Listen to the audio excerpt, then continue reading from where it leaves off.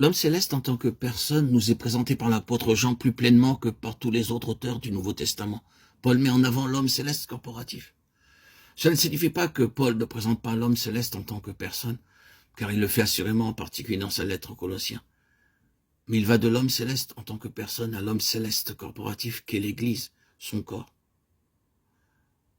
Christ était réellement et littéralement avec le Père avant les temps éternels. Et l'Église était non pas réellement ni littéralement, mais dans la préscience et la prédestination également avec le Père et le Fils, avant les temps éternels.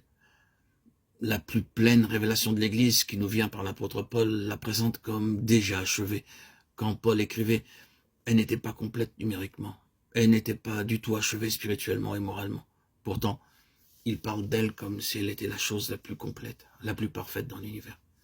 Il se tient, pour ainsi dire, à côté de Dieu, et Dieu voit l'Église du point de vue éternel, c'est-à-dire comme étant en dehors du temps. Reconnaissons que Christ et l'Église sont révélés comme étant avec le Père de toute éternité. Nous voyons, en raison de ce qui a eu au lieu lors de la chute et a été anticipé dans la ligne rédemptrice du dessein, que Christ est venu dans le temps et est né dans le temps, en relation avec la rédemption. Et celle-ci est présentée comme étant le rachat du présent siècle mauvais, Galates 1,4. La version anglaise autorisée utilise le mot monde, mais le changement est important, ce n'est pas d'un lieu que nous sommes rachetés, mais d'un âge. Il est parfaitement clair de quel âge il s'agit. Il embrasse toutes les sections, dispensations intermédiaires. Le présent siècle mauvais s'étend aux nouveaux cieux et à la nouvelle terre. Il y a un âge glorieux à venir. Être racheté de ce présent siècle mauvais signifie que l'Église, qui appartient à l'éternité et non à cet âge, doit être libérée de ce siècle. Cela montre comment Christ, par la rédemption, ramène les choses dans la droite ligne de ce qui est éternel, et extérieur au temps dans les conseils et les desseins éternels de Dieu concernant son Fils.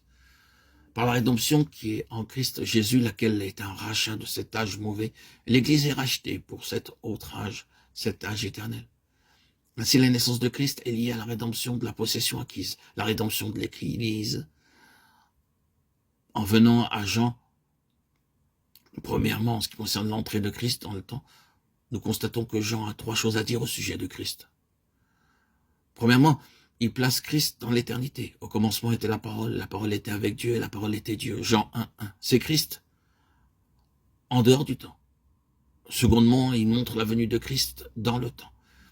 Et la parole a été faite chair et elle a habité parmi nous. Jean 1,14. Et troisièmement, Christ est révélé comme étant dans le ciel alors qu'il se trouve ici-bas. Cette troisième chose qui est énoncée dans l'évangile de Jean est déclarée par le Seigneur lui-même et allie les 2 autres choses. Le Fils qui est ici-bas en chair et en même temps dans le ciel. Il y a l'union des 2 sphères. Tandis qu'il est ici-bas, il est toujours dans le ciel. Alors qu'il se trouve dans le temps, il est toujours dans l'éternité. Personne n'est monté au ciel si ce n'est celui qui est descendu du ciel, le Fils de l'homme qui est dans le ciel, Jean 3,13. C'est l'homme céleste tel qui nous est présenté par Jean. Christ sur terre et en même temps toujours dans le ciel.